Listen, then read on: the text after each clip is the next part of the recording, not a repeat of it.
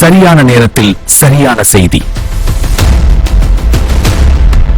வணக்கம் மக்களே, இது ரைட் நியூஸ் மாற்றத்திற்காக களத்திலிருந்து மக்களின் குரல் இதோ உங்களுக்காக.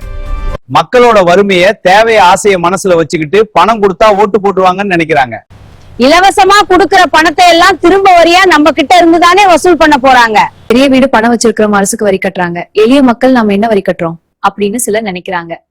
ஆனா நம்ம சொத்து வரி, வீட்டு வரி, சாலை வரி, அது மட்டுமா, வாங்குற ஒவ்வொரு பொருளுக்கும் வரி கட்டுறோம், ஹோட்டல்ல சாப்பிடுறதுக்கு கூட வரி கட்டுறோம். இப்படி மக்கள் கிட்ட வாங்குற வரி பணத்துல மக்களுக்கு தேவையானதை செய்யறதுக்கு தான் ஓட்டு போட்டு ஆட்சியில உட்கார வச்சிருக்கோம். ஆனா நீங்க மக்களுக்கு எது தேவை எது தேவையில்லைன்னு என்னைக்காவது மக்கள் கிட்ட கருத்து கேட்டு எதையாவது செஞ்சிருக்கீங்களா?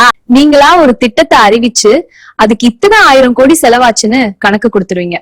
அதுக்கு உங்க அப்பா மாமா அப்படின்னு உங்க குடும்ப சார்ந்தவங்க பெயரை வச்சுக்குவீங்க. மக்கள் நாங்க அதை அப்படியே ஏத்துக்கணும். 50-60 வருஷம் திராவிட கட்சிகள் நீங்க தான் ஆட்சி பண்றீங்க. ஆமா, எவ்வளவோ வளர்ச்சி திட்டங்கள் செய்திருக்கோம்னு சொல்றீங்க. ஆனா மக்கள் இன்னும் அடிப்படை தேவைகளுக்கே போராடிட்டு இருக்காங்க. ஏன் உங்களை யாரும் கேள்வி கேட்கற மாதிரி நடிக்கிறதுக்கு எதிர்கட்சி கூட்டம். யார் எதிர்கட்சி இருந்தாலும் இந்த நாடகம் தான். வருமானத்துக்காக அரசாங்கமே சாராயம் விற்கும்னா போதைக்காக மக்கள் என்ன வேணா பண்ணலாம்னு நினைக்க மாட்டாங்களா? கஞ்சா புழக்கமும் அதிகமா ஆகிக்கிட்டே இருக்கு.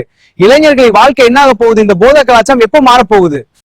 மக்களோட பிரச்சனை தீரணும், தமிழ்நாட்டோட தலையெழுத்த தாழணும்னா இந்த 2 திராவிட கட்சிகள் ஆட்சி செய்த போதுன்னு வீட்டுக்கு அனுப்பணும். அனுப்பலாமா? ஆமா சார். விசில கையில எடுப்போமா? சரி, எடுங்க. அனுப்பிடலாமா?